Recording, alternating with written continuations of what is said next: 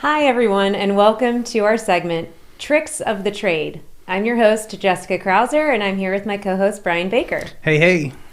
So today we're going to talk about little tricks that Brian and I have discovered over the years, or over the few years that we've had Parkinson's.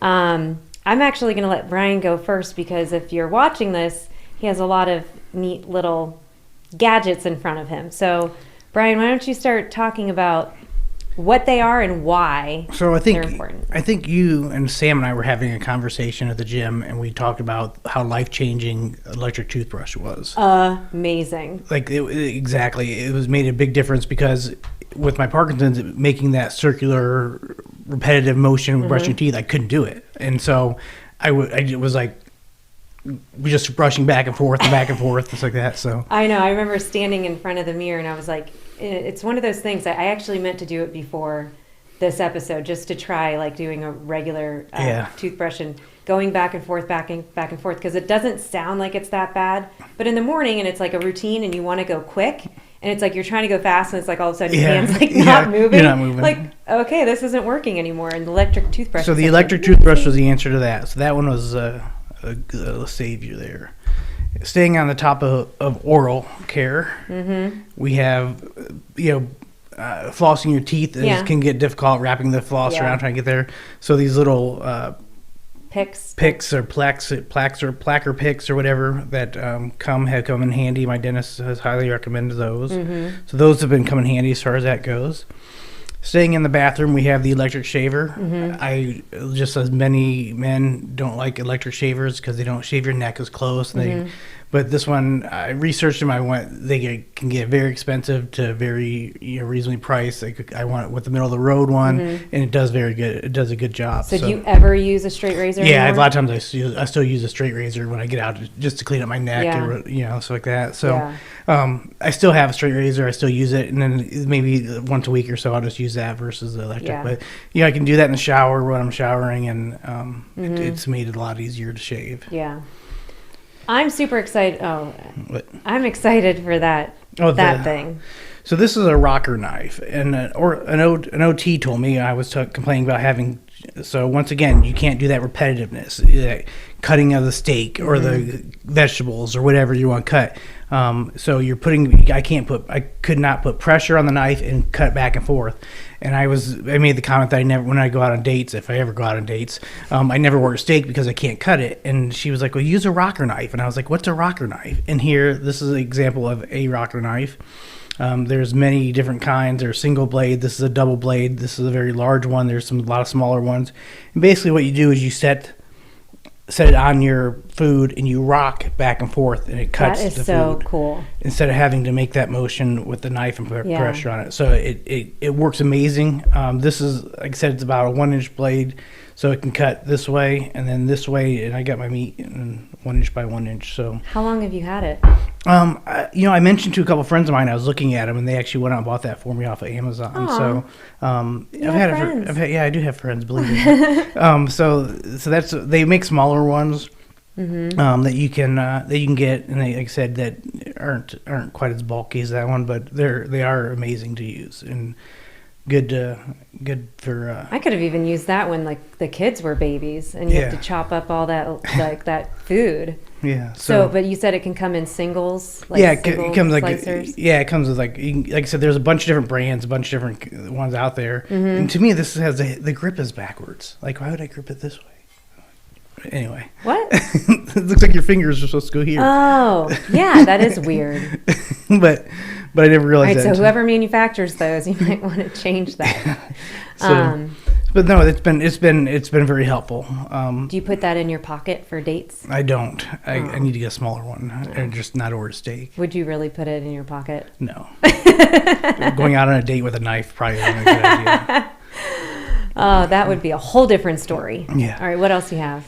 So we got the roller mouse. This is my newest thing. I just bought this a week ago. I'm still new to it. This is there's a bunch of different kinds out there. Some of them you move with your thumb. Some you move with your fingers. That one I like it because with my rigidity, I have to move my whole elbow. My wrist doesn't just move the mouse. So I'm constantly doing this. I should get one of these because that's where I don't move the mouse. So you just move this. You just move the ball thing, and that moves the mouse.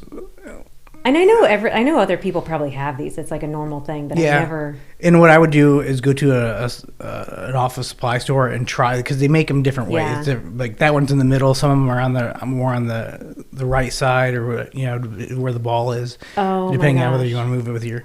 So what I have trouble there is I have trouble moving with my. You have to click with your thumb. Yeah. And so that's it takes a little bit to get used to. Yeah. But I've had it for about a week and a half now, and so I'm still getting used to it. I love this. I don't know why I never even questioned it.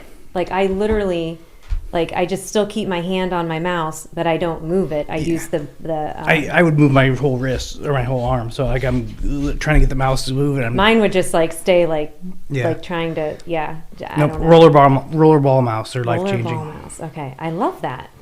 So we talked a little bit about foot cramps, and not all of us have amazing spouses like you. Some of us have to take care of ourselves. Stop.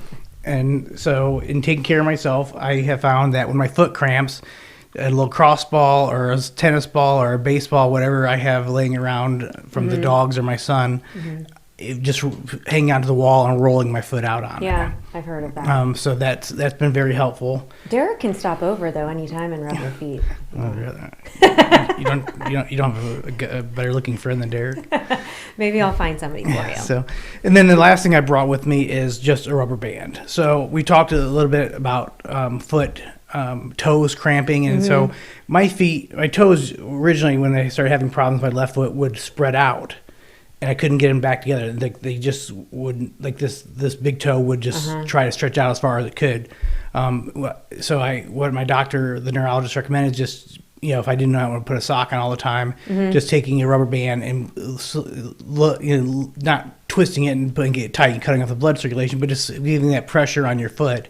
And that had become very helpful to me as far as stopping the toes from curling, just having that natural pressure, like you have a sock on or like you have a shoe on. That's interesting. So that's been helpful to me. Now, it hasn't been helpful now that it's trying to bury itself. I was going to say, that's it's opposite of what it's doing now. So I guess I didn't realize that because some people have told me about the rubber band thing. And I was like, okay, I can see, how that would work with some instances, but I didn't realize it's because some people, their toes are spread out. Mine are that they're too tight together. Right. So it's like I need something to help separate them. But maybe you could just rub your... Put it in the knife thing. Yeah, that'll work. Those are awesome. I mean, this one I'm actually gonna invest in, and probably the knife too. And then the other thing, there's the other thing that you have to look at doing is getting dressed. So I don't have any now, but if I have to ever interview again, probably do clip-on ties, because I can't tie. My hands just don't work that well. What about buttons for you? Buttons I can do buttons now. I had trouble with it before, but I'm very slow with it. They do make shirts that have there's magnets behind the buttons, and so it looks like your shirt is buttoned, but it's actually magnetized. So there's a lot of stuff out there. If you're interested, go on the internet, search up. I'm sure all of us have seen the spoon that's made with the camera technology that it shakes and it doesn't spill your soup or whatever. Really? It's made with the cell phone camera technology. So like when you're taking a picture and you're moving, it keeps the camera still. So there's a spoon out there that as you shake and bring your soup up to your mouth or your food to your mouth, it doesn't shake the spoon. Oh, wow. I need to do more research. Do you want to ask me what is yours? Things are? Thanks. I'm so glad you asked. So I also do the electric toothbrush. There's a few things that I am aware of, but I haven't had to do just yet. But eyeliner, I think, is going to become a problem for me. It might become a problem for you too, but it could happen. So eyeliner, I have to put it on after I take my medication, because even right before I took my medicine this afternoon at 12, I could tell, I'm like, okay, I can't put it on. You're poking yourself in the eye. It'll go everywhere. But so right now I can still do that, but they can tattoo eyeliner on. So that might be in my future, and then I won't have to do my makeup every day, so that's kind of nice. I did do fake eyelashes, and I know another person that we work out with also did fake eyelashes, and that's just, again, helpful for everybody does it now, but it's, so that I don't poke myself in the eye. Something else to do. I don't have one with me, but did you ever use those shoe horns? I did not. No. Is that what they're called? Yeah. So my biggest thing is I used to just slide my shoes right on, and now like sometimes if my foot's too rigid, it's like I completely stop and I'm like stuck or frozen, and I should use a shoehorn. I just don't use it that much. And these are, again, like tricks, I guess, but I use cruise control like all the time because my foot gets so rigid on the right side. Another trick is I have a daughter who loves to paint nails, so instead of me having to go ahead and do it, she does it for me. So that's been working out for me too. There's also, you talked about shirts. I looked into shoes a while back. And what? No, go ahead. I feel like you're going to say something inappropriate.